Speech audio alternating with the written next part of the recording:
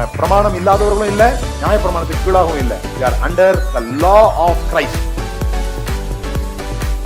ஒரு கடவுள் அன்பானவராகவும் கோபமானவராகவும் என்ன பண்ண முடியாது, இருக்க முடியாது.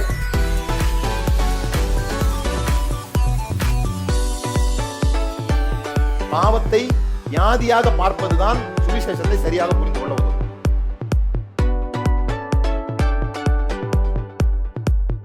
இந்த சிந்திக்க தூண்டுறதுனாலதான் பரிசேயர்களுக்கு அவர் மேல அவ்வளவு கோபம் வந்துச்சு.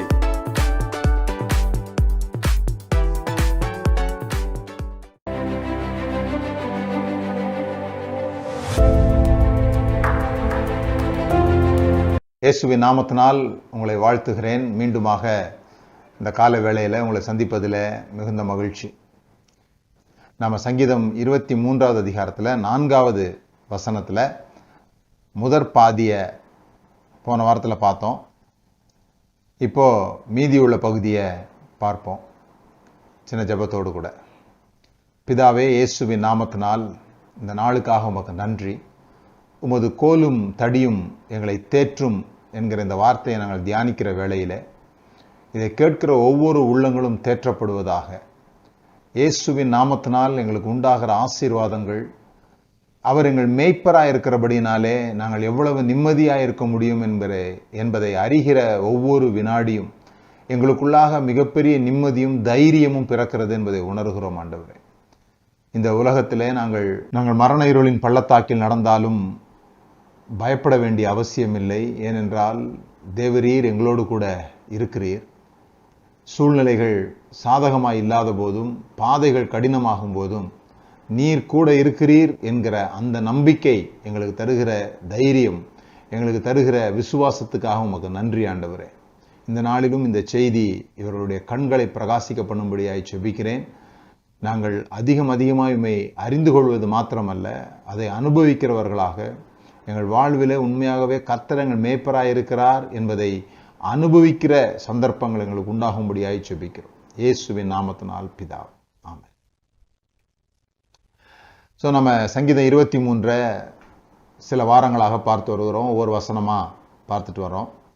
கர்த்தர் எப்படி மேய்ப்பராக இருக்கிறார் அப்படிங்கிறத தாவீது அனுபவித்து எழுதின இந்த சங்கீதம், அது உண்மையாகவே ஒரு மேய்ப்பன் எழுதின ஒரு புஸ்தகத்திலிருந்து அந்த ஆடுகளுக்கு உண்மையாகவே ஒரு மேய்ப்பன் என்னவெல்லாம் செய்கிறார் என்பதை அறிந்து கொள்கிற ஒரு வாய்ப்பு அதன் மூலமாக ஏற்பட்டுச்சு. அதை தான் நான் உங்களோட கூட பகிர்ந்து கொண்டு வருகிறேன்.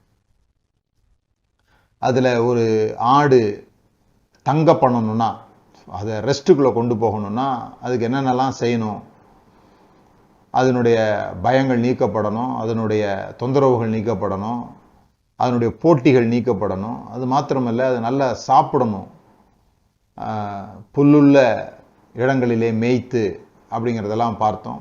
கலாச்சாரத்தின் அடிப்படையில் புல்லுள்ள இடங்கள்லாம் என்ன அப்படிங்கிறதெல்லாம் பார்த்தோம். ஒருவேளை இந்த வீடியோ தான் நீங்கள் முதல்ல பார்ப்பீங்க அப்படின்னு சொன்னால் இதுக்கு முன்னால் உள்ள செய்திகளை நீங்கள் கேட்கும்படியாக கேட்டுக்கொள்கிறேன். அப்போ அந்த தொடர் உங்களுக்கு புரியும். இந்த ஆடு கவிழ்ந்து விழுந்து விடக்கூடிய தன்மையுடையது.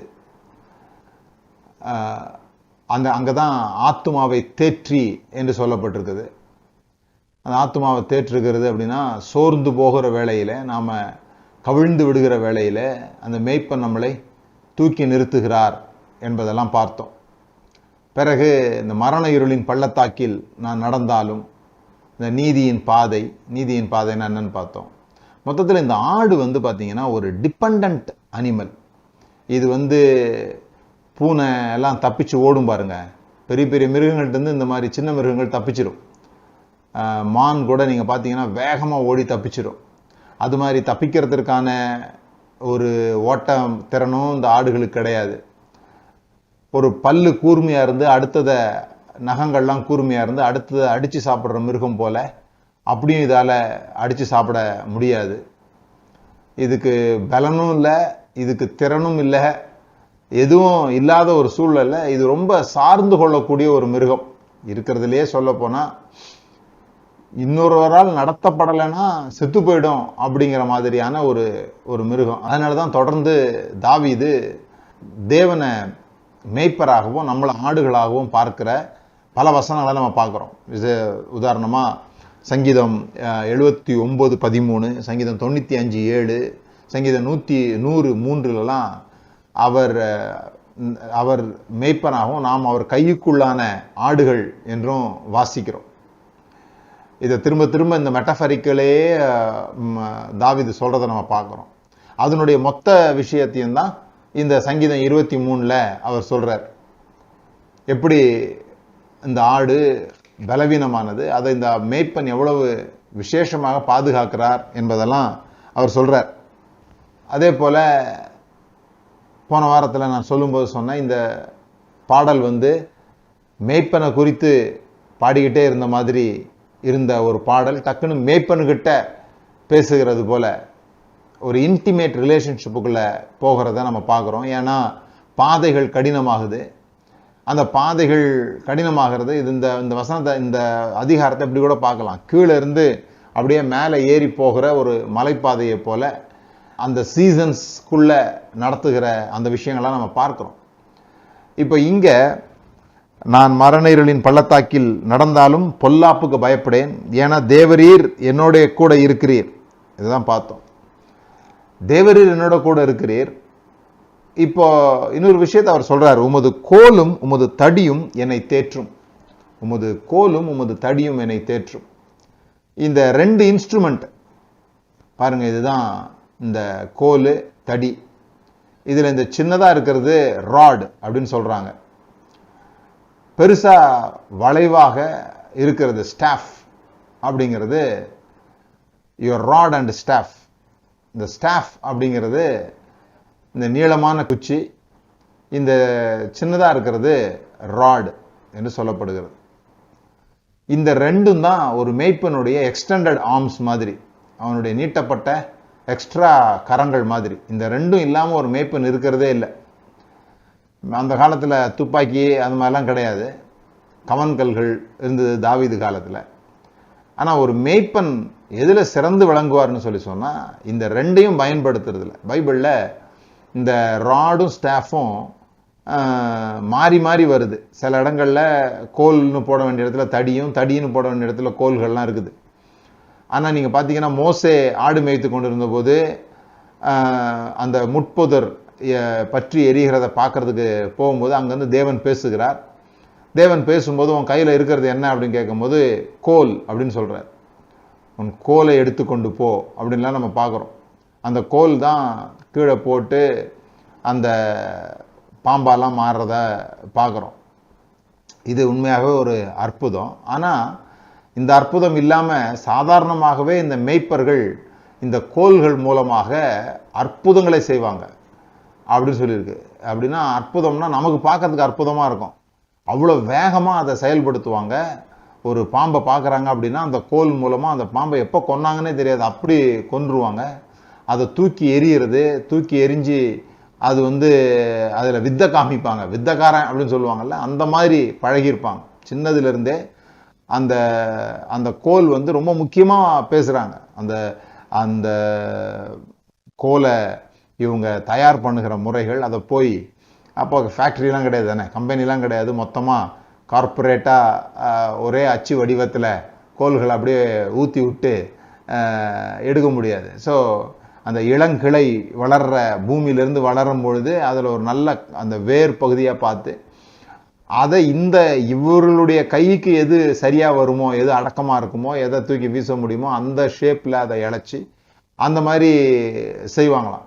இந்த கோல் அப்படின்னு சொல்லப்படுகிற இந்த ராட் அப்படின்னு சொல்லப்படுகிற விஷயத்தை அது ரொம்ப பயன்படுத்துவதற்கான வயது வரும் பொழுது அதை அவர்கள்ட்ட கொடுக்கும்போது அது அந்த அந்த இளம் மேய்ப்பர்களுக்கு ஒரு பெரிய சாதனை மாதிரி. இப்போ ஆயத்தமாக இருக்கிறான், இந்த கோலை பயன்படுத்துறதுக்கு ஆயத்தமாக இருக்கிறான்னா ஒரு பெரிய சாதனை போல ப்ரெஷியஸான ஒரு டேவாக அதை கருதி இருக்கிறாங்க. அப்படிலாம் அந்த கோலும் தடியும் பயன்படுத்துகிறது அப்படிங்கிறது அவர்களுடைய முக்கியமான ஒரு விஷயம் இதில். ஏன்னா அதனுடைய வேலைகள் அப்படிப்பட்டது. அவங்க அந்த ஆட்டை பாதுகாக்கிறதுக்கு அவங்க செய்கிற பல விஷயங்களுக்கு இந்த கோலும் இந்த தடியும் தான் காரணமாக இருக்குது பாருங்கள். இந்த கோலும் இந்த தடியும் தான் அவங்களுக்கு பயன்பாட்டுக்கு இருக்குது.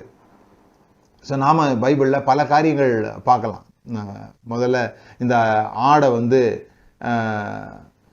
உன் கோலுக்கு கீழே நடத்து அப்படின்னு சொல்லுவார். அப்படி நடத்தும் போது 10ஆவதா போகிற ஆட்டுக்கு ஒரு கலர் போடுவாங்க. அந்த 10ஆவது ஆடெல்லாம் வந்து கடவுளுக்கு, அது நல்லது கெட்டதுன்னெலாம் பார்க்க மாட்டாங்க. வரிசையாக போகும்போது அதில் 10ஆவது ஆடெல்லாம் தசம பாகமாக கொடுக்கணும் அப்படின்ற மாதிரி அதுக்காக அதை பயன்படுத்துவாங்க. அது மாத்திரம் இல்லாமல் இந்த ஒரு இது காண்பித்தான் இல்லையா, ஒரு வட்டமாக ஒரு ஷீப் ஃபோல்டு. அந்த ஷீப் ஃபோல்டுன்றது வந்து அந்த இரவில் மேய்ஞ்சிட்டு இந்த ஆட்டை வந்து அடைக்கிற அந்த பட்டி அப்படின்னு சொல்லப்படுகிற அந்த இடத்துக்குள்ள அது வரும்பொழுது அது ஒரு சின்ன இடமா இருக்கும். ஒரு ஆடு போகிறதுக்கு தான் அளவில் இருக்கும். அது முன்னால் இந்த மேய்ப்பை நின்றுக்கிட்டு இந்த கோலை நீட்டுவார். இந்த கோலை நீட்டும் போது இந்த கோலுக்கு கீழாக ஒவ்வொரு ஆடாக பாஸ் பண்ணும். அப்படி பாஸ் பண்ணும்போது பல விஷயங்கள் நடக்கும். ஒன்று வந்து அதை எண்ணிக்கை, ஏதாவது ஆடு மிஸ் ஆகிருக்குதா அப்படின்னு சொல்லி எண்ணுவதற்காக. ரெண்டாவது நான் சொன்னது போல் இந்த மாதிரி கலர்ஸ் போட்டு 10ஆவது ஆடுக்கு ஒரு கலரை போட்டு அந்த கலர் இருக்கிற ஆடெல்லாம் தனியாக ஒதுக்கி தசம பாகமாக பிரிக்கிறது. அது மாத்திரம் இல்லாமல் இந்த கோல்களுக்குள்ளாக அது போகும்பொழுது எக்ஸாமின் பண்ணுவாங்களாம். அந்த தோள்களுக்கு அடியில் ஏதாவது பூச்சிகள் இருக்குதா, அல்லது இந்த ஆடுகளுக்கு ஏதாவது வியாதி வந்திருக்கிறதா. ஏன்னா இந்த வியாதி பாருங்கள் பயங்கரமாக பரவிடும். ஒரு ஆட்டை கண்டுபிடிக்கலைன்னா டக்கு டக்கு டக்குன்னு எல்லா ஆடுகளுக்கும் பரவிடும். அதனால் அந்த தோள்களில் இருக்கிற வியாதிகளை கண்டுபிடிப்பது மிக மிக முக்கியம் மேய்ப்பனுக்கு. அதனால் இந்த மேய்ப்பன் வந்து அந்த கோலை இதுக்கெல்லாம் பயன்படுத்துகிறார். இதுக்கெல்லாம் பயன்படுத்துறது மாத்திரம் இல்லை, ப்ரொடெக்ஷனுக்கு. சிங்கமும் கரடியும் வந்தபோது கண்டிப்பாக தாவீது இந்த கோல்லாம் பயன்படுத்தியிருப்பார்னு நினைக்கிறேன். பிறகுதான் அவர் போய் பிடிச்சி தாடையில் கிழிச்சிருக்க முடியும். ஆனால் இந்த கோல்கள் வந்து இந்த எதிரி மிருகங்கள், இந்த ஆட்டை சாப்பிடக்கூடிய, இந்த ஆட்டை பாழாக்கக்கூடிய மிருகங்கள் வரும்பொழுது இந்த கோலை தூக்கி அவங்க எரிகிற அந்த ஸ்டைலில், அந்த வேகத்தில் அது போய் அந்த மிருகத்து மேலே படிச்சா அந்த மிருகம் செத்து போயிடும். அப்படி யூஸ் பண்ணுறாங்க. இப்படிலாம் இந்த கோலுக்கு பல வேலைகள் இருக்குது. அதே போல தான் இந்த தடி என்று சொல்லப்படுகிறது. ஒருவேளை அங்கே ஏதாவது உயரமான மரங்கள் இருந்ததுன்னா அந்த மரங்கள்லேருந்து இலைகளை பறித்து போடுறதுக்கு உதவும். அது ஒரு பார்ட் ஃபுட்டு கொடுக்கறதுக்கு. இந்த ஸ்டாஃப் அப்படின்ற வார்த்தைக்கே எபிரேய வார்த்தை சார்ந்து கொள்ளுதல் அப்படின்றது தான் வருது. ரெஸ்டிங் ராடுன்னு கூட அதுக்கு ஒரு பேர். என்னன்னு சொன்னால், இந்த மேய்ப்பர்கள் எப்பவும் நின்று கொண்டே இருப்பதுனால சில சமயம் அவங்களுக்கு டயர்ட் ஆயிடுச்சுன்னா அந்த ஸ்டாஃபில் தான் அவங்க வந்து அப்படி தலையை சாய்ச்சிப்பாங்க. அவங்களுக்கு துணை செய்கிற ஒன்று, அதான் ஸ்டாஃப். இன்னைக்கு கூட ஆஃபீஸ் ஸ்டாஃப் அப்படின்னு சொல்கிறோம். அந்த ஸ்டாஃப் அப்படின்னு சொன்னால் துணையாக இருக்கிறவங்க. ஸோ இது ஒரு பெரிய துணை. அதுக்கு ஆட்டுகளுக்கு மாத்திரமில்லை, மேய்ப்பனுக்கே அந்த ஸ்டாஃப் வந்து துணையாக இருக்குது. அது மாத்திரம் இல்லாமல் இந்த ஆடுகளுக்கு இந்த கோல்கள் வந்து ஒரு ரொம்ப பெரிய ஒரு ஆறுதலை கொண்டு வருகிறது. ஏன்னு சொன்னால், சில ஆடுகள் இந்த புதிதாக இருக்கும்போதெல்லாம் அல்லது வரிசையை விட்டு இந்த ஆடுகள் போகும்பொழுது, கொஞ்சம் இந்த கும்பலை விட்டு இந்த ஆடு இப்படி தள்ளி போகும்போது இந்த கோலை வச்சு இப்படி லேசாக இப்படி தள்ளினார்னா டக்குன்னு அது அந்த லைனுக்குள்ளே வந்துடும். சில ஆடுகளுக்கு வந்து இந்த கோல் பட்டுக்கிட்டே இருக்கணுமா. இந்த தடி கோல் எதை வேணால் சொல்லிக்கலாம். ஆனால் அந்த வளைஞ்சிருக்குது இல்லையா, இதை வந்து அப்படி தொட்டுக்கிட்டே இருக்கும்போது அப்படி நீட்டிக்கிட்டே இருப்பாங்களாம். அது மேலே பட்டுக்கிட்டே இருந்ததுன்னா அந்த ஆடு வந்து ஒரு சுகத்தை அனுபவித்து இந்த மேய்ப்பன் கூடவே இருக்கிற அந்த பெட்னஸ், ஸ்பெஷல் அட்டென்ஷனில் வச்சிருக்கிறாரு அப்படின்னு சொல்லி அது வந்து ஒரு பாதுகாப்பு உணர்வோடு கூட அந்த வரிசையில் அது போயிட்டு இருக்குமா. அதே போல் இந்த ஆடு கவிழ்ந்து போகுது இல்லையா, கவிழ்ந்து விழுந்துருன்னு சொன்னோம் இல்லையா, அந்த சமயத்தில் அதை தூக்கி விடுறதுக்கு அல்லது புதர்களில் அது மாட்டிச்சுன்னா இது மாதிரி அதை போய் அதை தூக்கி கொண்டு வர்றதுக்கு, அது எங்கேயாவது வெளியே ஓடிச்சுன்னா அது கழுத்தில் மாட்டி இழுக்கிறதுக்கு. அது மாத்திரம் இல்லாமல் இந்த ஆடுகள் குட்டி போடும் பொழுது அந்த குட்டி தாய் இடத்துலேருந்து பிரிஞ்சு இருந்ததுன்னா இந்த மேய்ப்பன் அதை கையால் தொட மாட்டாராம். தொட்டால் ஒருவேளை சில ஆடுகள் என்ன பண்ணோம், அந்த வாசனை மாறிடுச்சுன்னா அந்த தள்ளி விட்டுருமா அந்த குட்டியை. அதனால அது ஒரு கண்கொள்ளா காட்சியாக இருக்கும்னு சொல்கிறாங்க. அதை பார்க்குறதுக்கே ரொம்ப ரொம்ப ரசிக்கிறதா இருக்கும். அந்த ஒரு நிமிஷத்துக்குள்ளாக அந்த மேய்ப்பன் அந்த தடியை வைத்து, அந்த வளைவு பகுதியை வைத்து, அந்த ஆட்டுக்குட்டியை அப்படி தூக்கி தாய்கிட்ட கொடுத்துருவார். ஸோ ஆட்டினுடைய குட்டியை ஆடோட இணைக்கிறதா இருக்கட்டும், அல்லது மேய்ப்பனை விட்டு தூர போகிற ஆடுகளை தம் பக்கமாக கூட்டி இழுக்கிற ஒன்றா இருக்கட்டும், அல்லது ஆடுகளோடு ஆடுகளை சேர்க்கிற அந்த வரிசைக்குள்ளாக வைக்கிற விஷயமா இருக்கட்டும், இது எல்லாவற்றுக்கும் இந்த கோல் பயன்படுகிறது. இந்த கோல் அப்படிங்கிறதும் இந்த தடி அப்படிங்கிறதும் நம்முடைய வாழ்க்கையில கூட மிக முக்கியமா இருக்குது. ஸோ இந்த கோல் எதுக்கெல்லாம் அடையாளமா இருக்குதுன்னா, ஒரு ஸ்ட்ரென்த்து, ஒரு பவர், ஒரு அத்தாரிட்டி. நான் சொன்னேன் இல்லையா, அந்த இளம் வயதுல அவங்க கையில் அந்த கோல் கிடைச்சிச்சுன்னா அவங்களுக்கு பெரிய சந்தோஷம் உண்டாயிடும். என்னை நம்பிட்டாங்க, எனக்கு ஒரு பொறுப்பை கொடுத்துட்டாங்கன்ற மாதிரி ஒரு அதிகாரம் அவர்களுக்கு கிடைச்சிடும். இந்த கோல் நீங்கள் பைபிளில் நிறைய இடத்துல பார்க்கலாம். ராஜாக்கள் கைகளில் பார்க்கலாம், அல்லது ஆண்டவர் மெட்டஃபரிக்கலாக பேசும்போது உன் அதிகாரத்தை உன்னை விட்டு நீக்கிடுவேன்றதுக்கு உன் கோலை முறித்து போடுவேன் அப்படின்லாம் இருக்கும். எல்லாருமே இந்த கோல் விதவிதமாக வைத்திருக்கிறத நம்ம பார்க்குறோம். ஈவன் சங்கீத 2ஆம் அதிகாரத்தில் அவர் கோலால் நொறுக்குவார்னுலாம் போட்டிருக்கோம் எதிரிகளை. இந்த ரெண்டு விஷயமும் நமக்கு எதுக்கு அடையாளப்படுத்திக்கலாம் அப்படின்னு சொல்லி சொன்னால், நீங்கள் சில வசனங்கள் மூலமாக புரிந்து கொள்ளலாம் அப்படின்னு சொல்லி சொன்னால், தண்டனையின் மிலாறு அப்படின்லாம் வரும். இந்த மிலாறு, இந்த ராட், பிரம்பை கையாடாதவன் தன் மகனை பகைக்கிறான் அப்படின்லாம் வரும். இந்த ராட் எதற்கு அடையாளமாக இருக்குதுன்னா, வேர்டுக்கு அடையாளமாக இருக்குது, வார்த்தைக்கு, தேவனுடைய வார்த்தைக்கு அடையாளமாக இருக்குது. இந்த பரிசுத்த ஆவியானவருக்கு அடையாளமாக இந்த ஸ்டாஃபை சொல்லலாம். எப்படி தேவனோடு கிட்டி சேர்ப்பதற்கு அவர் அதை பயன்படுத்துகிறார். அது மாத்திரம் இல்லாமல் ஒருவரோடு ஒரு கிட்டி சேர்வதற்கும் ஆவியானவர் விசுவாசிகளை தூண்டுகிறார், அந்த அன்பினும் ஆவியை ஊற்றுகிறார். ஸோ இதெல்லாம் நம்ம பார்க்க போகிறோம். ஏன் நான் இதை இவ்வளோ விளக்கமாக சொல்லிடுறேன்னு சொல்லி சொன்னால், ஒவ்வொன்றுக்கும் மேட்ச் பண்ணுறதை விட மொத்தமாக இது எல்லாத்துக்கும் ராடு உபயோகப்படுது, இது எல்லாத்துக்கும் ஸ்டாஃப் உபயோகப்படுது, தடியும் கோலும் உபயோகப்படுது. அது எதற்கு அடையாளமாக இருக்குதுன்னு சொல்லி சொன்னால், இந்த வார்த்தைக்கும் ஆவிக்கும் அடையாளமாக இருக்குது. இந்த வார்த்தையினால் நாம் போஷிக்கப்படுகிறோம். இந்த வார்த்தையினால் நாம் நம்மளுடைய இந்த ஆட்டை எப்படி இந்த கோலால் அவங்க பாதுகாக்கிறார்களோ, அதுபோல் இந்த வார்த்தை நமக்கு பாதுகாப்பாக இருக்குது. ஆனால் சில சமயத்தில் இந்த வார்த்தை நம்மளை எக்ஸாமின் பண்ணுது. என் இருதயத்தை சோதித்தருளும் அப்படின்லாம் போட்டிருக்கும். உள்ளுக்குள்ள இருக்கிற பிரச்சனைங்க, நம்ம இருதயத்துக்குள்ள இருக்கிற பிரச்சனைகளை, அதனால தான் அது ஒரு பட்டயம் போல சொல்லப்பட்டிருக்குது. அது எப்படி ஊடுருவுறது என்றெல்லாம் சொல்லப்பட்டிருக்கு. ஆனால் இதெல்லாம் வாசிக்கும் போது சில சமயத்தில் நீங்கள் பிரசங்கம் பண்ணுறவங்களை நீங்கள் பார்க்கலாம். அந்த வார்த்தையை சத்தமாக பேசினா, கண்டித்து பேசினா ஏதோ இவங்கெல்லாம் திருந்திடுவாங்க அப்படின்ற மாதிரியான நோக்கங்கள் அது பேசப்படுது. ஆனால் உமது கோலும் உமது தடியும் என்னை தேற்றும் அப்படின்ற வார்த்தையை கவனிங்க. அது வார்த்தையாக இருந்தாலும் ஆவியாக இருந்தாலும் ரெண்டுமே எதுக்கு பயன்படுத்தப்படுகிறதுன்னு சொல்லி சொன்னால், நாட் டு பனிஷ், அது தண்டிக்கிறதற்கோ கண்டிக்கிறதற்கோ உதைப்பதற்கோ. நான் பல பிரசங்கங்கள் கேட்டேன். இந்த பிரசங்கத்தை ஆயத்தம் பண்ணும்பொழுது சில விஷயங்கள்லாம் போய் பார்க்கும்போது நிறைய பேர் என்ன சொல்கிறாங்க, இந்த ஆடு தூரமாக போகும்போது அதை இந்த மேய்ப்பன் தாம் பக்கமாக இழுப்பதற்கு இந்த ராடை பயன்படுத்துகிறார் அப்படின்னு இருக்கிறதுனால அது கண்டித்து உணர்த்துகிறார். அந்த மாதிரியான விஷயங்களுக்கு போகிறாங்க. ஒருத்தர்லாம் இப்படி எழுதியிருக்கிறாரு, ஆடு ரொம்ப மோசம் பண்ணிச்சுன்னா, ரொம்ப தப்பிச்சு ஓடிச்சுன்னா அது காலை முறிச்சு வச்சிருவாரு மேய்ப்பன் அப்படின்னு சொல்லி. எல்லாம் நமக்குள்ளே இருக்கிற கான்செப்ட். உண்மையிலே அது மாதிரி காலை முறிச்சு வைக்கிறதெல்லாம் மேய்ப்பன் ஒருபோதும் செய்ய மாட்டாங்க ஆட்டுக்கு. ஏன்னா அது அவர்களுக்கு பெரிய நஷ்டம். அவர்களுக்கு பெரிய நஷ்டம். இந்த மாதிரி மலை ஏறும்போதெல்லாம் அதுக்கு கால் சரியில்லைன்னா அது தோளில் தூக்கணும்.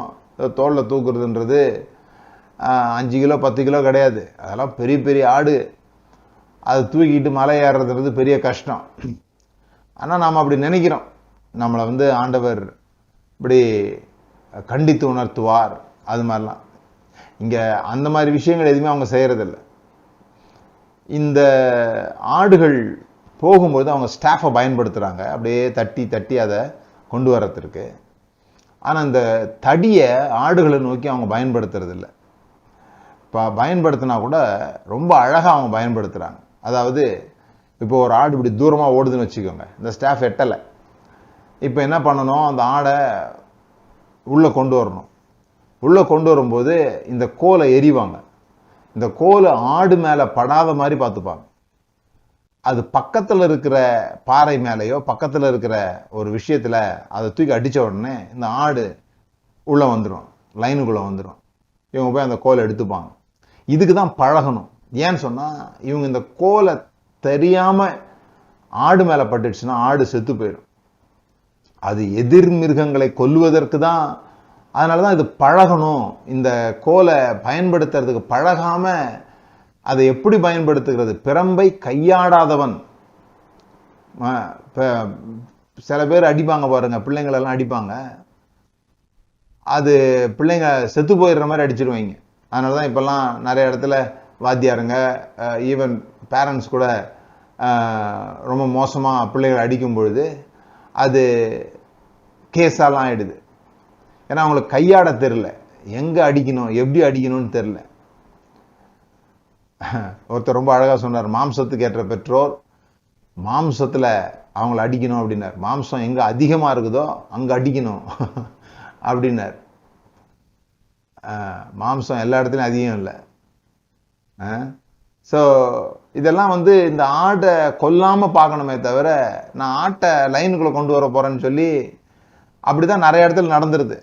இந்த வேதத்தை கையாளும் பொழுது, வசனங்களை கையாளும் பொழுது, வசனங்களை எப்படி இன்டர்பிரட் பண்ணுறோம், எப்படி இந்த கோலை பயன்படுத்துகிறோம்னு சொல்லி சொன்னால், அது எதிரி அழிக்கிறதுக்கு பயன்படுத்தாமல், அது இந்த வசனத்தை யார் கேட்க வந்து உட்கார்ந்துருக்கிறாங்களோ, இந்த வசனத்தினால யார் பிரயோஜனப்பட முடியாமல் வந்திருக்கிறாங்களோ அவங்க மேலேயே தூக்கி அடித்து, அந்த ஆடு மேலே அக்கறையினால தான் நான் செஞ்சேன், அது லைனை விட்டு வெளியே போச்சுன்னா சிங்கம் புலி கடிச்சிடும்னு சொல்லி நானே கொண்டுட்டேன்ற மாதிரி நாமளே வசனத்தை அதிகாரமாக பேசுகிறோம், தைரியமாக பேசுகிறோம், கண்டித்து பேசுகிறோம் அப்படின்ற பேரில் அதனால் பிரயோஜனப்பட வந்தவர்களை கொண்டுடக்கூடாது. அப்படி நடக்குது நிறையா.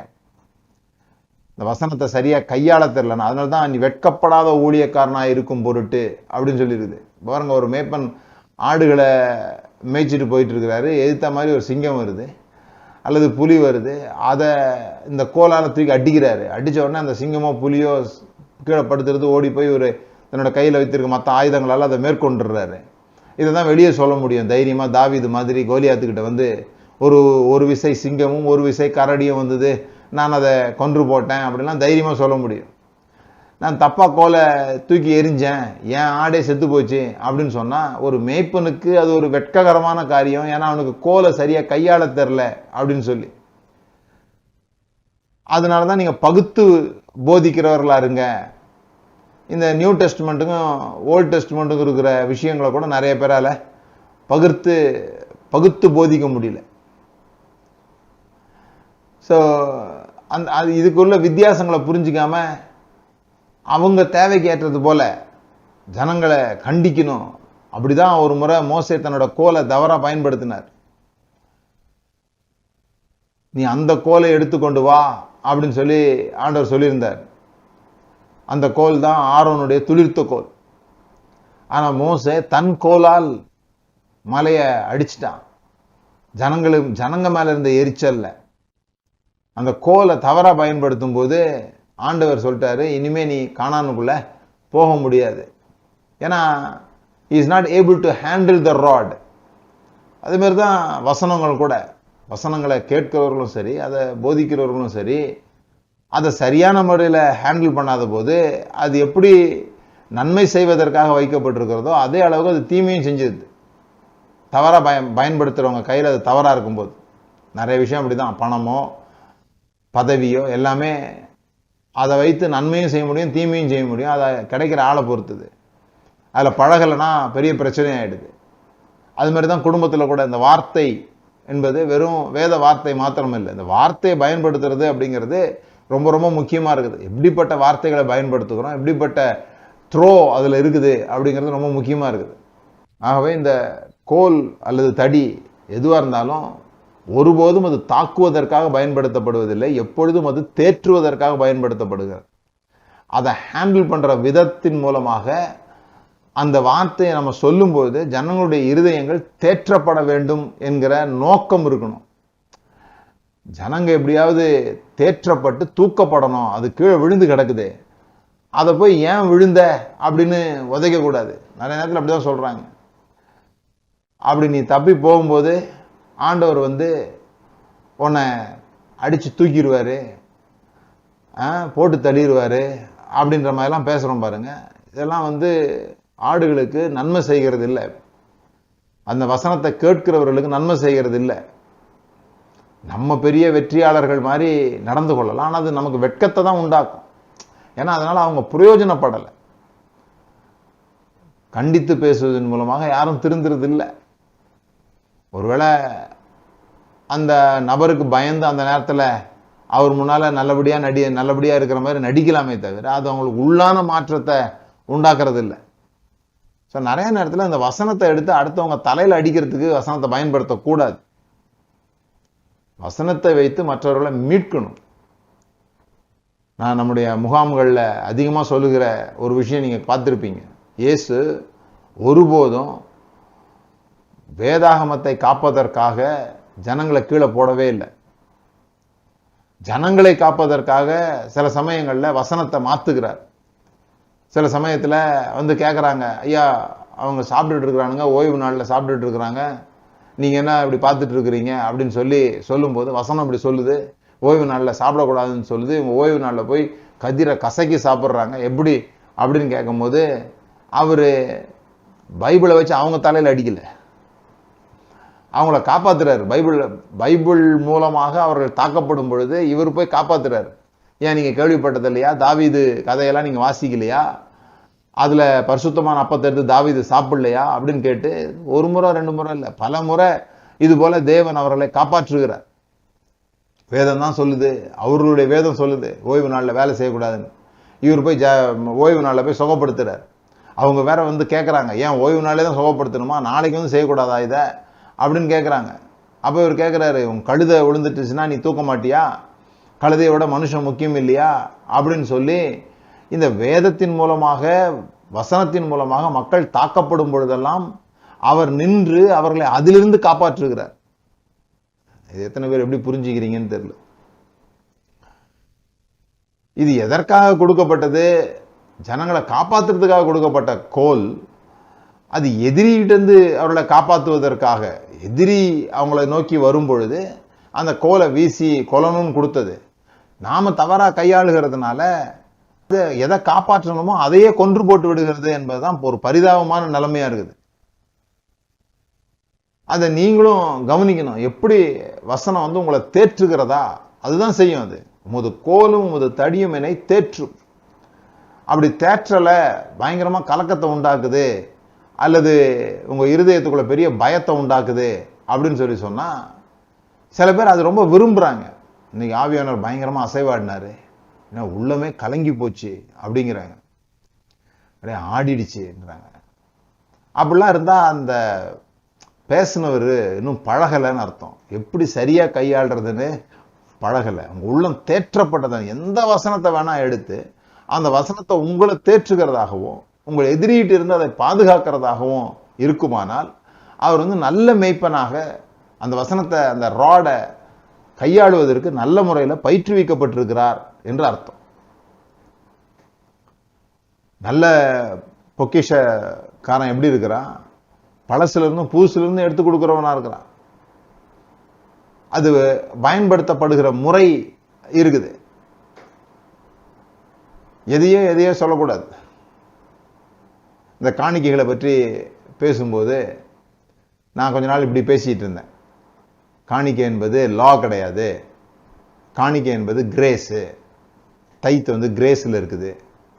எப்படி சொல்றீங்க அப்படின்னு கேட்டா, சட்டம்லாம் கொடுக்கறதுக்கு முன்னாலேயே ஆபிரகாம்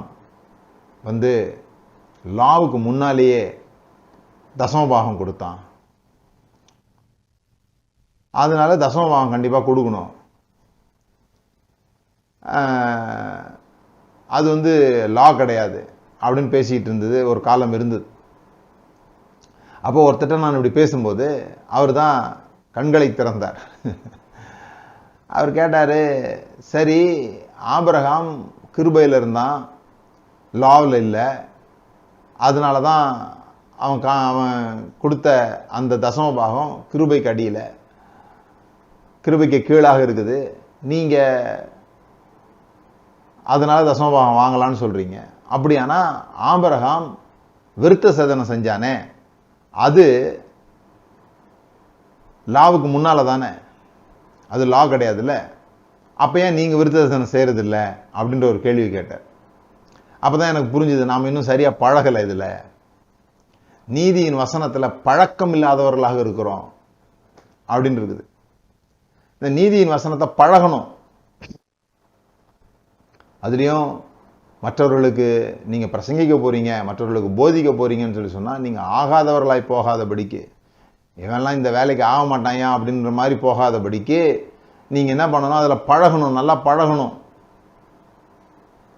ஒவ்வொரு வசனத்தையும் எடுத்து வச்சு இதை எப்படி, இந்த வசனத்தை எப்படி சொன்னால் மற்றவருடைய இருதயம் தேறுதல் அடையும், மற்றவருடைய இருதயத்துக்கு எப்படி ஆறுதல் உண்டாகும், மற்றவருடைய இருதயத்திலிருந்து பயங்கள் எப்படி நீங்கும், மற்றவர்கள் தேவனால் ஏற்றுக்கொள்ளப்பட்டவர்கள் என்பது எப்படி விளங்கும்.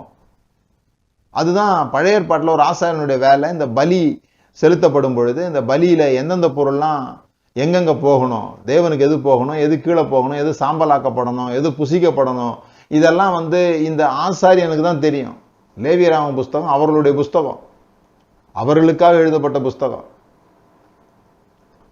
உபாகம புஸ்தகம் எப்படி ஒரு சட்ட புஸ்தகமோ அதுபோல இது ஒரு டாக்டர் புஸ்தகம் மாதிரி. அது லா புக்குனா இது மெடிக்கல் புக்கு மாதிரி. இது வந்து இவங்க படித்து கரெக்டாக அதை பகுக்கணும், அந்த பலியை வந்து சரியான விதத்தில் பகுக்கணும். அதுபோல இயேசு கிறிஸ்து எனும் அந்த ஆட்டுக்குட்டி எப்படி பலியானார், ஏன் பலியானார் என்பதை பகுப்பது தான் புதிய ஏற்பாட்டு ஊழியக்காரருடைய வேலை. அது நிமித்தமாக நமக்கு என்ன நடந்திருக்கிறது என்பதை சொல்லிக் கொடுப்பது புதிய ஏற்பாட்டு ஊழியக்காரருடைய வேலை. அதற்கு தான் நம்ம புது உடன்படிக்கையின் ஊழியக்காரர்களாக நியமித்திருக்கிறோம். ஸோ இந்த கோலை நல்லா பயன்படுத்த கற்றுக்கொள்கிறது தான் ரொம்ப முக்கியம் அப்படின்றத பார்க்குறோம். அப்போ கடவுள் வந்து நம்மளை தண்டிக்கவே மாட்டாரானா தண்டிக்க மாட்டார், கண்டிக்கவே மாட்டாரா கண்டிக்க மாட்டார். அப்போ என்ன பண்ணுவார், இழுப்பார். அவர் அந்த ஸ்டாஃப் மூலமாக என்ன பண்ணுறாரு, இழுக்கிறார். பாருங்க, சில சமயத்தில் அந்த அந்த குச்சை வச்சு இப்படி குத்துறது இருக்கு இல்லையா, அந்த குத்துறது வந்து மிகுந்த அன்போடு செய்யப்படுற ஒரு விஷயமா சொல்றாங்க. எப்பொழுதுமே அன்புக்கு எதிர்ப்பதம் வெறுப்பு கிடையாது. ஒருத்தர் உங்களை வந்து வெறுக்கிறாங்க, இப்போ கூட நான் சொன்ன அந்த விஷயங்கள்ல வந்து அவங்க வெறுக்கிறாங்கன்னு சொல்லல, தவறாக கையாளுகிறாங்கன்னு சொல்றேன். அந்த விஷயத்தையே தவறாக கையாளுறாங்க. ஒரு வசனத்தை எப்படி சொல்லணுமோ அப்படி சொல்லாத போது ஏதோ அவங்க வந்து விசுவாசிங்க மேல வெறுப்புல பேசுறாங்கன்னு நான் சொல்லல, அவர்களுக்கு அதை கையாள தெரியலன்னு சொல்றேன். சங்கீதம் 119:49 வாசிக்கிறேன். நீர் என்னை நம்ப பண்ணின வசனத்தை உமது அடியேனுக்காக நினைத்தருளும், அதுவே என் சிறுமையில் எனக்கு ஆறுதல், உம்முடைய வாக்கு என்னை உயிர்ப்பித்தது. அவருடைய வார்த்தை அதை என்ன பண்ணுது, உயிர்ப்பிக்குது. இந்த லவ் இருக்குது இல்லையா, இந்த அன்புக்கு எதிர்ப்பதம் ஹேட் கிடையாதுன்னு சொன்னேன். இந்த அன்புக்கு எதிர்ப்பதம் என்ன தெரியுமா, கண்டுக்காம விடுறது. என்ன நடந்தா எனக்கு என்ன அப்படின்னு சொல்லி சில குடும்பங்கள்ல அடிக்கடி சண்டை நடக்குது. அன்பு இல்லாததுனால சண்டை நடக்கலைங்க, அன்பு இருக்கிறதுனால சண்டை நடக்குது. அன்பு இருக்கிறதுனால அதை பயன்படுத்த தெரியல, அதை சரியா கையாள தெரியல, அதனால கோபமா பேசுறாங்க. ஒரு முறை ஒரு கணவன் மனைவி என்கிட்ட வந்து ஆலோசனைக்காக வந்தபோது அந்த மனைவி இந்த மாதிரி ஒரு வார்த்தை சொன்னாங்க. முந்திலாம் அவர் மேலே எனக்கு ரொம்ப அன்பு இருக்கும், இப்போ அவர் மேலே எனக்கு அன்பே இல்லை அப்படின்னாங்க. அவர் மேலே எனக்கு அன்பே இல்லாமல் போயிடுச்சு அப்படின்னாங்க. அப்போ நான் அவங்ககிட்ட கேட்டேன், சரி இப்போ நீங்கள் ரோட்டில் போயிட்டு இருக்கிறீங்க, திடீர்னு உங்கள் கணவரை 4 பேர் சேர்ந்து அடிக்கிறாங்க, நீங்கள் என்ன பண்ணுவீங்கன்னு கேட்டேன். உடனே அவங்க சொன்னாங்க, உள்ளே பூந்து தடுப்பேன், முடிஞ்சா அடிக்கிறவங்களை அடிப்பேன் அப்படிலாம் சொன்னாங்க. அப்போ நான் சொன்னேன், இதுக்கு பேர் அன்பு இல்லாமல் வேற என்ன? அன்பே இல்லைன்னு சொன்னீங்களே, அன்பே இல்லைன்னு சொன்னீங்கன்னா நீங்கள் ஏன் அவருக்காக போய் சண்டை போட போகிறீங்க? இன்னும் கொஞ்சம் வாங்கட்டும்னு அமைதியாக போயிருப்பீங்களே அப்படின்னு. அப்படின்னா இப்போ உங்கள்கிட்ட அன்பு இருக்குது, ஆனால் உங்களுக்கு பிடிக்காத மாதிரி அவர் நடந்துக்கிறார், அவ்வளோதான் விஷயம். லவ் இருக்குது, லைக்னஸ் இல்லை. அது புரிந்து கொள்ளணும். அதனால தான் இந்த தண்டனை இந்த மாதிரிலாம் பேசும்போது நமக்கு குழப்பமாயிடுது. சிக்ஷை, தண்டனை இதெல்லாம் வந்து ஒரு பெரிய குழப்பமாக இருக்கிறதுக்கு காரணம் அதுதான். தேவன் அடிப்பாரா, அடிக்க மாட்டாரா, மிதிப்பாரா, மிதிக்க மாட்டாரான்லாம் இந்த கேள்வியே கிடையாது. தேவன் அன்பாகவே இருக்கிறார். அவர் செய்கிற எல்லா விதங்கள்லையும் மிகுந்த அன்போடு கூட நமக்கு செய்கிறார். அப்படின்னா அதை நம்ம புரிந்து கொள்ள வேண்டியது என்ன? நீங்கள் எதெல்லாம் உங்களை துன்பப்படுத்துகிறதோ அதெல்லாம் தேவன்கிட்ட இருந்து வரல. எதெல்லாம் உங்களை ஆறுதல் படுத்துகிறதோ, உங்களை கட்டி எழுப்புகிறதோ, உங்களை தூக்கி நிறுத்துகிறதோ அதெல்லாம் தேவனிடத்திலிருந்து வருது. அதற்கு அவர் பல காரியங்களை பயன்படுத்துகிறார். ஒருபோதும் தீமைகளை அவர் பயன்படுத்துகிறது இல்லை. உங்களை அழிவுக்கு நேராக உங்களை புண்படுத்துகிற, உங்களை துன்பப்படுத்துகிற, உங்களால் தாங்க முடியாத இவைகளெல்லாம் தேவனிடத்திலிருந்து வருகிறது இல்லைன்றதை புரிந்து கொள்ளும். ரெண்டாவது, இந்த ஸ்டாஃப், இந்த கோல் என்று சொல்லப்படுகிற இந்த விஷயம் தான் ரொம்ப இன்ட்ரெஸ்டிங்கான விஷயம். என்னன்னா, அது ஆவியானவருக்கு ஒப்புமையாக காட்டப்படுகிறது. ஆவியானவரும் நம்மளை தேற்றுகிறார். இந்த ஆவியானவர் எப்படி தேற்றுகிறார்? நமக்கு உள்ளாக ஆவியானவர் வாசம் பண்ணுகிறார். இதை நீங்க புரிந்து கொள்ளணும். பழைய ஏற்பாட்டுக்கும் புதிய ஏற்பாட்டுக்கு இருக்கிற வித்தியாசம். பழைய ஏற்பாட்டில் ஆவியானவர் யாருக்கு உள்ளேயும் வரல. ஆவியானவர் மேலே வந்து அவர்களை பயன்படுத்தினார். அவர் மேலே இறங்குவார், பயன்படுத்துவார், விட்டுட்டு போயிடுவார். அதுலேயும் சில குறிப்பிட்ட நபர்கள் மேலே தான் அவர் வந்து இறங்குவார். சில தீர்க்கதரிசிகள் மேலே அவர் வந்து இறங்குவார். அந்த அவர் இறங்கின உடனே தீர்க்கதரிசனம் சொல்லுவாங்க. அப்போ ஜனங்கள்லாம் போய் அவர்கிட்ட ஆலோசனைகள் கேட்பாங்க. அவருக்கு ஒரு பொசிஷன் இருந்தது. அப்படி பொசிஷன் இருந்தால் கூட, தீர்க்கதரிசியாக இருந்தால் கூட, அந்த நீங்கள் எலிசா தீர்க்கதரிசிகள்லாம் பார்க்கலாம். ஒருத்தர் தீர்க்கதரிசனம் கேட்க வந்தோடனே வாசிக்க சொல்லுவார், மியூசிக் வாசிக்க சொல்லுவார். வாசிக்க சொன்னோடனே ஆவியானவர் வந்து அவர் மூலமாக பேசுவார். சிம்சோன் பார்க்கலாம். சிம்சோன் மேலே ஆவியானவர் இறங்குவார். உடனே ஒரு எலும்பெடுத்து 1000 பேரை கொல்லுவார். அப்புறம் ஆவியானவர் போனோடனே இவர் வேற எங்கேயோ போயிடுவார். இது பழைய ஏற்பாட்டில் அவர் ஒருபோதும் யாருக்குள்ளேயும் வந்து தங்கலை. எப்பொழுது பரிசுத்தாவியானவர் புறாவின் ரூபம் கொண்டு இயேசு கிறிஸ்து மேல வந்து தங்கினார்னு போட்டிருக்குதோ அது வரைக்கும் யார் மேலேயும் அவர் வந்து தங்கலை, வந்து போனார். ஆனா விசுவாசிகளுக்காக நமக்கு என்ன ஸ்லாக்கியம்னு சொல்லி சொன்னா, எப்படி இந்த கோல் இந்த ஆட்டை தட்டிக்கிட்டே தொட்டுக்கிட்டே இருக்குதோ அது போல அவர் நமக்குள்ளாக வந்து தங்கி விட்டார். அவர் பேரே தேற்றவாளன். அவர் பேரே வார்த்தையாகி இயேசு கிறிஸ்துவின் பேரும் தேற்றவாளன் தான். அதனாலதான் அவர் சொன்னாரு, நான் போய் வேறொரு தேற்றவாளனை அனுப்புகிறேன். வேறொரு அப்படின்னு சொல்லும் போது ஏற்கனவே ஒரு தேற்றவாளன் இருந்திருக்கிறார். அவர் தான் இவரு. வார்த்தையாகிய இவர் தேற்றறிவு செய்தது போல இப்போ ஆவியானவர் வரும்பொழுது அவர் என்ன செய்கிறார்? தேவனிடத்துல நம்மளை இழுக்கிறார். ஆனா நமக்கு எப்பொழுதும் போல உள்ள இருக்கிற ஆவியானவரை கவனிக்கிறதுக்கோ, உள்ள இருக்கிற ஆவியானவர் மூலமா அவரோட கூட உறவை வளர்த்துக் கொள்வதற்கு நமக்கு முடியல. அதனாலதான் நிறைய பேர் பாருங்க, இந்த தீர்க்க தரிசனத்தை ரொம்ப நம்புறாங்க. தீர்க்க தரிசனம் யாராவது சொல்லிட்டாங்கன்னா அது ரொம்ப பெருசா நம்புறாங்க. நானும் தீர்க்க தரிசனத்தெல்லாம் நம்புறேன். தீர்க்க தரிசிகளை நம்ம வந்து அந்த அளவுக்கு நம்ப வேண்டிய அவசியம் இல்லை புதிய ஏற்பாட்டில். ஏன்னா பவுலுக்கு வந்து தீர்க்க தரிசனம் சொன்னாரான்னா சொன்னாங்க. பவுலுக்கு வந்து அவர் எருசலேமுக்கு போகும்போது தீர்க்க தரிசனம் சொல்றாங்க. என்ன சொல்றாங்க? நீ போனீன்னா உன்னை கட்டி பிடிச்சிட்டு போயிடுவாங்க, உனக்கு ஆபத்து அங்கே இருக்குது அப்படின்னு அகபு தீர்க்கதரிசி சொல்றார். இந்த அகபு தீர்க்கதரிசி உண்மையிலே ரொம்ப விசேஷமான ஆள். அவர் பஞ்சம் வரப்போறதெல்லாம் ஏற்கனவே சொன்ன ஆள். ஆனா பவுல்கிட்ட அதை சொல்லும்போது மற்றவங்க எல்லாம் அதை நம்புறாங்க. உண்மையும் கூட அப்படிதான் நடந்துச்சு. அகபு சொன்ன மாதிரியே நடந்துச்சு. அது உண்மையும் கூட. ஜனங்கள்லாம் அழுது நீங்க போகக்கூடாது அப்படின்னு சொல்றாங்க. ஆனா பவுல் என்ன சொல்றாரு பாருங்க, அவரு இதை நம்பினாரு நம்பலன்றதை விட அவர் என்ன சொல்றாரு, நீங்க எருசலேம்ல தான் என்னை கட்டி போட போறாங்கன்னு சொல்றீங்க, ஆனா நான் போகிற இடமெல்லாம் எனக்கு துன்பம் இருக்குன்னு ஏற்கனவே ஆண்டவரே எனக்கு சொல்லிட்டாரு. அதனால இதை நான் ஒத்துக்கிறேன், நீங்க சொல்றது சரிதான் ஒத்துக்கிறேன், அதுக்காக நான் போகாமலாம் இருக்க முடியாது அப்படின்ட்டு போயிட்டார். அப்போ தீர்க்க தரிசனத்தை ஒத்துக்கணுமா வேண்டாமான்னா ஒத்துக்கோங்க. அது ஏற்கனவே உங்கள் உள்ளத்திற்குள்ளாக தேவனால் பேசப்பட்டிருந்தா. தீர்க்க தரிசனத்தினால வழி நடத்தப்படாதீங்க. உங்களுக்குள்ள ஒண்ணுமே இல்லாம இவர் சொன்னாரு, அதனால நான் இதை போறேன். என்கிட்ட ஆண்டவர் ஒண்ணுமே பேசல, ஆனா இவர்கிட்ட என்ன பண்ணிருக்கிறார், ஆண்டவர் பேசியிருக்கிறாரு அப்படின்னு சொல்லி நம்பாதீங்க. யாரோ ஒருத்தர் சொல்றாரு, என் ஆண்டவர் பேசினாரு, இவங்களுக்கும் தான் கல்யாணம் நடக்கணுமா அப்படின்னு சொன்னா அதை நம்பணுன்ற அவசியமே இல்லை. எனக்குள்ள பேசியிருக்கணும் ஆண்டவர். அதை அவர் கன்ஃபார்ம் பண்ணாருன்னா ஓகே.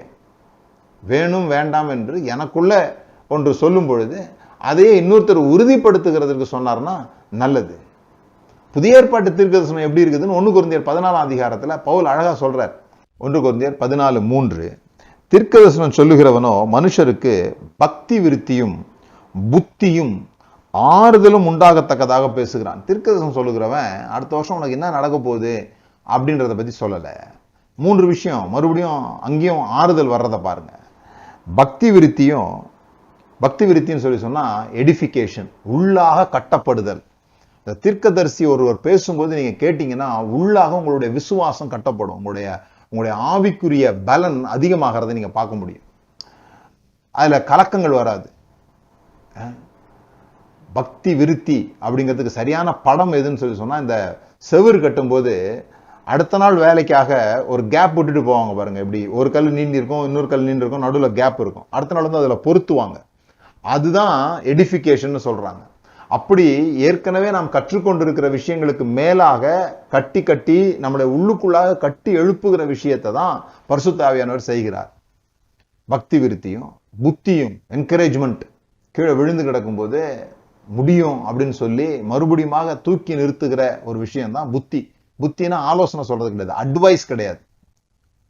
புத்தி சொல்லுங்கள், ஒருவருக்கு ஒருவர் புத்தி சொல்லுங்கள் அப்படிங்கிறது ஆங்கில வேதாகமத்துல என்கரேஜ் ஈச் அதர்ன்னு இருக்குதே தவிர அட்வைஸ் ஈச் அதர்ன்னு இல்லை.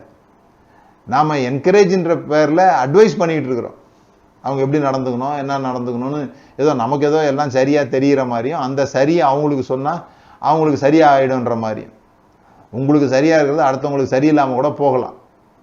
என்கரேஜ்மெண்ட்ன்றது வேற, உற்சாகப்படுத்துறதுன்றது வேற, ஆலோசனை கொடுக்கறதுன்றது வேற.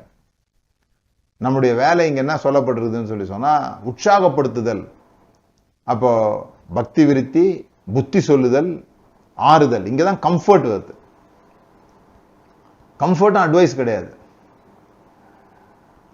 அவர்களை ஆறுதல் படுத்துவது என்பது அவர்கள் காயங்களுக்கு மருந்து தடவுவது. அந்த மருந்தை நீங்க தடவும் போது சில சமயங்கள்ல அந்த மருந்துல எரிச்சல் இருக்குமா இருக்காதா? அந்த மருந்து மேல அது குறை கிடையாது. அந்த மாதிரி அது எரிச்சல் ஆனாதான் அது என்ன ஆகுது, அந்த இடம் சுகமாகுது. அதுபோல இது சில விஷயங்களை நீங்க சொல்கிற போது அது அவர்களுக்கு வருத்தத்தை ஏற்படுத்தக்கூடியதா இருக்கலாம். என்னடா அப்படி பிளண்டா சொல்லிட்டாங்களேன்ற மாதிரி இருக்கலாம். ஆனா அப்படி சொல்லுவது மிகப்பெரிய ஆறுதல் அவர்களுக்கு என்ன பண்ணும், உண்டாக்கும். அவர்களுடைய வியாதியிலிருந்து அவர்களை சுகமாக்கும்.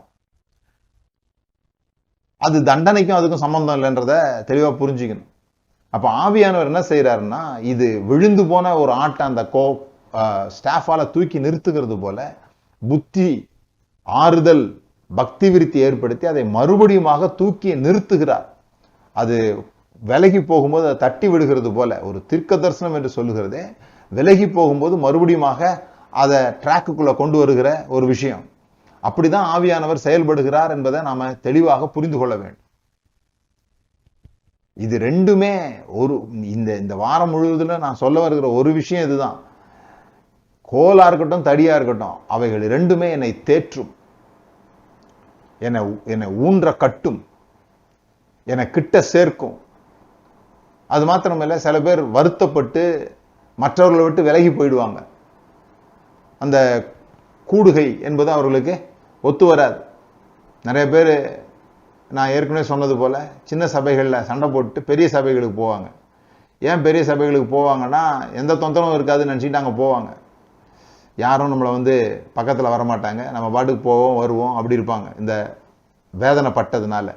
ஆனால் அப்படிப்பட்ட நேரங்களில் பரிசுத்த ஆவியானவர் அவர்களை சுகப்படுத்தி மறுபடியும் ஒருத்தரோடு ஒருத்தர் சேரும்படியாக. ஏன்னா இந்த பக்கத்தில் ஏற்படும் போது ஃப்ரிக்ஷன்ஸ் ஏற்பட்டே இருக்குது. அப்போ இந்த ஆடுகளுக்கு கூட அந்த போட்டிகள்லாம் இருக்குதுன்றதை நம்ம பார்த்தோம். யார் பெரிய பெரிய ஆடுன்னு காமிக்கிற அந்த போட்டியில தான் மற்ற ஆடுகள் பாதிக்கப்படுது. அப்போ சில ஆடுகள் பயந்து போய் தனியா நிற்கும் பொழுது இந்த மேய்ப்பன் தன்னோட தடியால அதை பக்கத்துல இழுக்கிறார். தான் பக்கத்துல இழுக்கிறது மாத்திரமல்ல, மற்ற ஆடுகளோடு கூட அவைகளை சேர்க்கிறார். அதனாலதான் பைபிள்ல நீங்க அதிகமான முறை ஒருவருக்கொருவர் என்று வருகிறத பார்க்கலாம். அதுதான் சபை. ஒருவருக்கு ஒருவர் அன்பு கூறுங்கள், ஒருவருக்கு ஒருவர் கனம் செய்யுங்கள், ஒருவருக்கு ஒருவர் புத்தி சொல்லுங்கள், ஒருவருக்கு ஒருவர் உதவி செய்யுங்கள், ஒருவர் பாரத்தை ஒருவர் சுமந்து கொள்ளுங்கள். இந்த ஒருவருக்கு ஒருவர் அப்படிங்கிறது தான் இங்க மேய்ப்பன்ட்ட நம்ம பார்க்கிற விஷயம். ஒருவரே எல்லாருக்காகவும் இல்லை. இந்த மேய்ப்பன் தாங்கிட்ட மட்டும் ஆடுகளை இழுக்கல, பக்கத்துலயும் என்ன பண்றார், அதுகளை சேர்க்கிறார், அதை கைடு பண்றார். அந்த கைட் பண்ணி அதை கம்ஃபர்ட் பண்ணி கொண்டு போகிறது தான் ஒரு மேய்ப்பனுடைய திறன் இருக்கிறது. அதை தான் தாவீது இங்க முது கோலும் முது தடியும் என்னை தேற்றும் என்று சொல்லுகிறார். இந்த நாளில் கூட நம்ம ஜெபம் பண்ணுவோம். உண்மையாகவே அவருடைய கோலும் அவருடைய தடியும் நம்மை தேற்றட்டும். சரியா நீங்க புரிந்து கொள்ளுங்க. எப்படி ஆண்டவர்கிட்ட வரும்பொழுதெல்லாம் நான் அடிக்கடி சொல்ற விஷயம், இயேசு கிறிஸ்துவனுடைய வார்த்தை ஒருத்தர் பேசலன்னு எப்படி கண்டுபிடிக்க முடியும்? அந்த வார்த்தையில ஆவியும் ஜீவனும் இருக்கும். அந்த வார்த்தைக்குள்ளாக உயிர்ப்பிக்க பண்ணுகிற விஷயம் இருக்க முடியும். வாக்கு என்னை உயிர்ப்பித்தது. அதுல கலக்கமும் பயமும் குழப்பமும் உண்டாகும் என்றால் நீங்க கொஞ்சம் கவனமா இருக்கணும். இந்த டிவியிலலாம் எந்த செய்தியையும் கிறிஸ்தவ செய்தி நீங்க கேட்க வேண்டிய அவசியம் இல்லை. அது உங்களை ஆறுதல் படுத்துகிறதா, உங்களை உற்சாகப்படுத்துகிறதா, உங்களை ஊன்ற கட்டுகிறதா, உங்களை எடிஃபை பண்ணுதா, இதெல்லாம் நீங்க கவனிக்கணும். அதே மாதிரிதான் ஆவியானவர் இங்க கண்டித்து உணர்த்ததுக்காக இல்லை. ஆவியானவர் உலகத்தை கண்டித்து உணர்த்துகிறார். இதுதான் இந்த ஸ்டாஃபையும் கோலையும் சரியா பயன்படுத்த கத்துக்கணும்னு நம்ம திரும்ப திரும்ப சொல்றது. நிறைய பேர் என்ன சொல்றாங்க, ஆவியானவர் கண்டித்து உணர்த்துவார். என்ன கண்டித்து உணர்த்துவாரு? உலகம் தன்னை விசுவாசிக்காதனால் அதை கண்டித்து உணர்த்துவார்.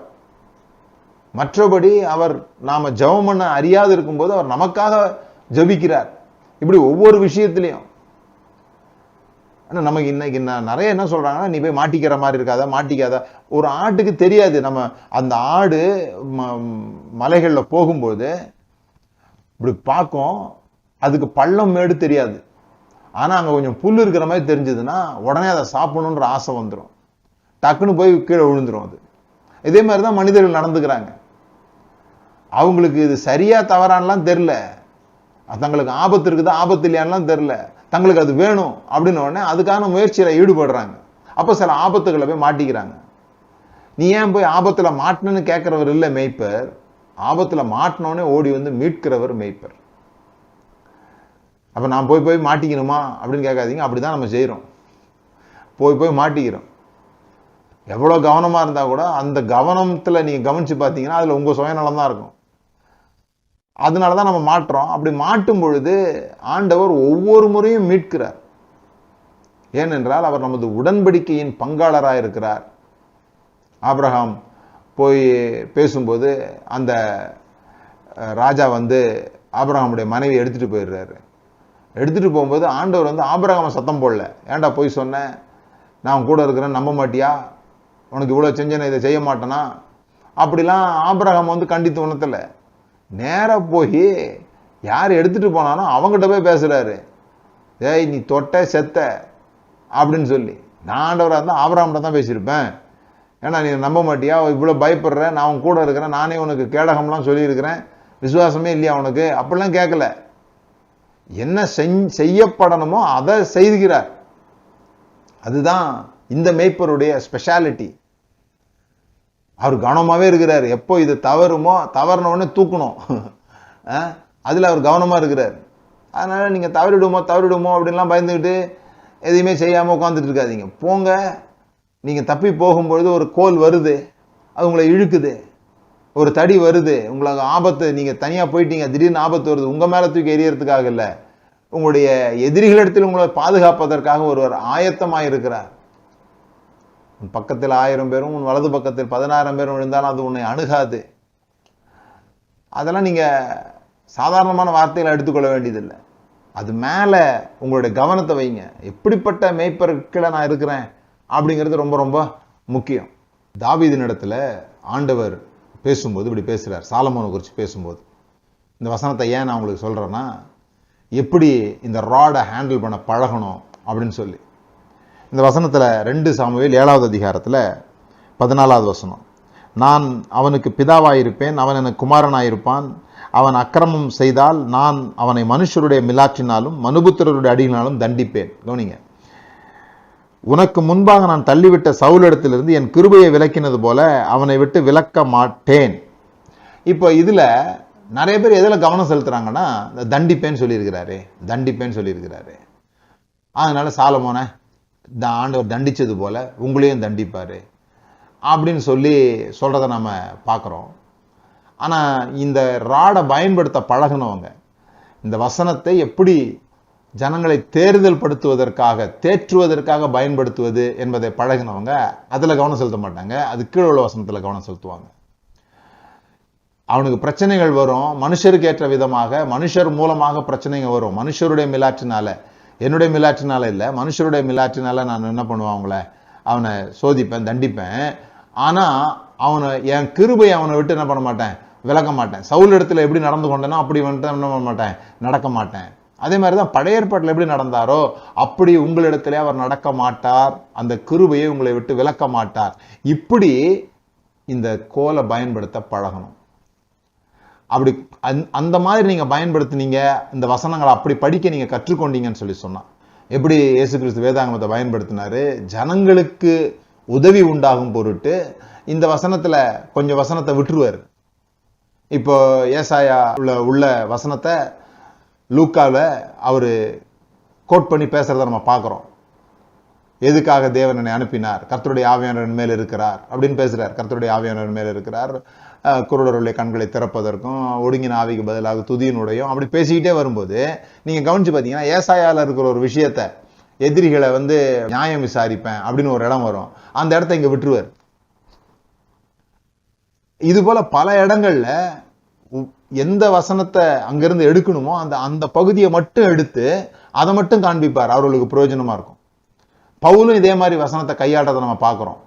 வன்முறை போன்ற வசனங்கள், புறஜாதிகளுடைய வாயினால் துதி உண்டு பண்ணுவேன் அப்படின்னு வருது பாருங்க. அந்த இடத்துல கீழவே வருகிற சில வார்த்தைகளை பவுல் வேணுன்ட்டே விட்டுடுறாரு இங்க எழுதும்போது, அதை கோட் பண்ணும்போது. ஏன்னு சொன்னா, இப்ப புதிய ஏற்பாட்டில் தேவன் அப்படி நடக்கிறது இல்லை என்பதை இயேசு கிறிஸ்து அறிவித்து விட்டு போயிருக்கிறார். புதிய ஏற்பாட்டில் தேவன் அப்படி நடக்கல அப்படின்றது கிடையாது. எப்பொழுதுமே தேவன் அப்படி நடக்கல. ஆனா புதிய ஏற்பாடுன்னா நம்ம என்ன சொல்றோம்னு சொன்னா, தேவன் எப்படி நடக்கல அப்படிங்கிறத இயேசு கிறிஸ்து வெளிப்படுத்துகிறார். தேவன் எப்பொழுதுமே ஒரே மாதிரி தான் நடந்துகிறார். ஆனா பழைய ஏற்பாட்டில் மனிதர்கள் தேவன் இப்படிலாம் நடந்து கொள்ளுகிறார்கள் என்று எழுதி வைத்ததை இயேசு கிறிஸ்து இல்ல தேவன் அப்படிலாம் இல்லை, நீங்கள் இன்னும் ஆவி உள்ளவர்கள் என்று அறியீர்களா அப்படின்னு சொல்லி அதை மாற்றுகிறார் என்பதை நம்ம பார்க்கிறோம். நம்ம ஜெபம் பண்ணுவோம். பிதாவே, இயேசுவின் நாமத்தினால் இந்த நாளுக்காக நன்றி. உமது கோலும் உமது தடியும் எங்களை தேற்றும் என்ற இந்த வார்த்தையை பிரசங்கிக்கிற, போதிக்கிற ஒரு வாய்ப்பை நீர் எனக்கு தந்ததற்காக நன்றி. அதை கேட்கிற ஒரு வாய்ப்பு இவர்களுக்கு உண்டானதற்காக ஸ்தோத்திரம். பிதாவே, உம்முடைய வார்த்தைகள் எங்களை தேற்றுகிறதற்காக இருக்கிறது, எங்களை நொறுக்குகிறதற்காக அல்ல. எங்கள் உள்ளந்திரியங்களை ஆராய்ந்து பார்த்து அந்த ஆட்டுக்கு அந்த கோலை வைத்து எப்படி அதனுடைய தோள்களில் புண்ணு இருக்குமானால் அதற்கு உடனடியாக நீங்க வைத்தியம் செய்வீங்களோ, அது போல எங்களுக்குள்ளாக ஏற்பட வேண்டிய மாற்றங்கள் எல்லாவற்றுக்கும் நீர் பொறுப்பெடுத்துக் கொள்ளுகிறதற்காக உமக்கு நன்றி. ஆண்டவரே, உம்முடைய வார்த்தை எங்களை தேற்றுகிறதற்காக ஸ்தோத்திரம். உம்முடைய ஆவியானவர் எங்களை உம்மிடத்தில் இழுத்துக் கொள்ளுகிறது மாத்திரமல்ல, விசுவாசிகள் ஒருவருக்கொருவர் இழுத்துக் கொள்ளும்படியாக கிரியை செய்கிறதற்காக ஸ்தோத்திரம். எங்களுடைய இருதயங்களிலே அன்பை உம்முடைய ஆவி ஊற்றுகிறதற்காக நன்றி ஆண்டவரே. இவைகளை குறித்து நாங்கள் அறிந்து கொள்கிற வேளையிலேயே உம்முடைய வார்த்தை எங்களை தேற்றுகிறது, எங்களை மீட்கிறது என்பதை அறிந்து கொள்கிற வேளையிலேயே எங்கள் உள்ளங்கள் ஆறுதல் அடைகிறதற்காக, விசுவாசத்தினாலே கட்டப்படுகிறதற்காக உமக்கு நன்றி செலுத்துகிறோம் அப்பா. இங்க இருக்கிற யாராவது குற்ற மனசாட்சியினாலும் அல்லது அவங்களோட சூழ்நிலை நிமித்தமாக நான் செஞ்ச தப்புனால தான் கர்த்தர் என்னை தண்டிக்கிறார் என்ற ரீதியிலே சிந்தித்து கொண்டிருப்பார்களானால் இன்றைக்கு அவர்களுக்கு அந்த சிந்தனையிலிருந்து விடுதலை உண்டாவதாக, அவர்கள் ஆற்றப்படுவார்களாக, தேற்றப்படுவார்களாக, பக்தி விருத்தி அடைவார்களாக, அவருடைய புண்கள் சுகமாவதாக, அவருடைய காயங்கள் கட்டப்படுவதாக என்று சொல்லி நான் ஜெபிக்கிறேன். இந்த நேரத்தில் அப்படிப்பட்ட விடுதலை அநேகருக்கு உண்டாகிறதற்காக ஸ்தோத்திரம். உங்களுடைய வார்த்தையை கையாளுகிற பழக்கங்கள் உண்டாகும்படியாய் ஜெபிக்கிறோம். ஒருவேளை இந்த வார்த்தையை பிரசங்கிக்கிற அந்த விஷயத்துல அவங்க ஈடுபட்டு இருப்பாங்கன்னு சொன்னா, பிரசங்கியார்களாக மற்றவர்களுக்கு வார்த்தையை போதிக்கிறவர்கள் யாராவது இதை கேட்பார்கள் என்று சொன்னால், இதுவரையும் அவர்கள் அந்த கோலை தூக்கி வீசுவதில் பழக்கமில்லாதவர்களாக இருப்பார்கள். ஆனால் அதில் பழக்கப்படுத்திக் கொள்ள புதிய உடன்படிக்கையின் ஊழியக்காரர்களாக இருக்கும்படி நீர் எங்களை தகுதிப்படுத்தி இருக்கிறீர் என்பதை அறிந்தவர்களாக அப்படிப்பட்ட பழக்கத்திற்கு தங்களை ஈடுபடுத்திக் கொள்ளும்படியாக நான் ஜெபிக்கிறேன் ஆண்டவரே. இயேசுவின் நாமத்தினால் பிதாவே, ஆமென். மறுபடியுமாக இந்த நாளில் உங்களை எல்லாம் சந்தித்ததில் ரொம்ப சந்தோஷம். உங்களுடைய காணிக்கைகள் நீங்கள் தொடர்ந்து அதில் உண்மையாக இருக்கும்படி கேட்டுக்கொள்கிறேன். அது கன்சிஸ்டன்சியாக இருக்கும்படி கேட்கிறேன். தொடர்ந்து உங்களுடைய காணிக்கைகளை அனுப்பி வையுங்கள். அந்த காணிக்கைகள் பெரிய அளவில், அது அமௌண்ட் பெருசாக இருக்க வேண்டியதில்லை, ஆனால் அது இங்கே பெரிய அளவில் உதவி செய்கிறது. ஆகவே தொடர்ந்து செய்யுங்க. உங்களுடைய ஃபீட்பேக்ஸ், கொஸ்டின்ஸ் அனுப்புங்க. மற்றவங்களை ஆசீர்வதித்திருக்கிறார். தொடர்ந்து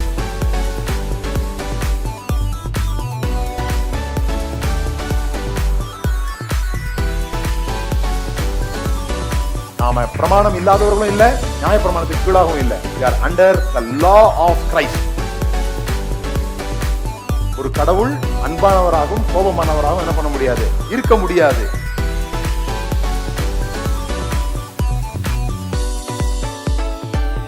பாவத்தை வியாதியாக பார்ப்பதுதான் சுவிசேஷத்தை சரியாக புரிந்து கொள்ள உதவும்.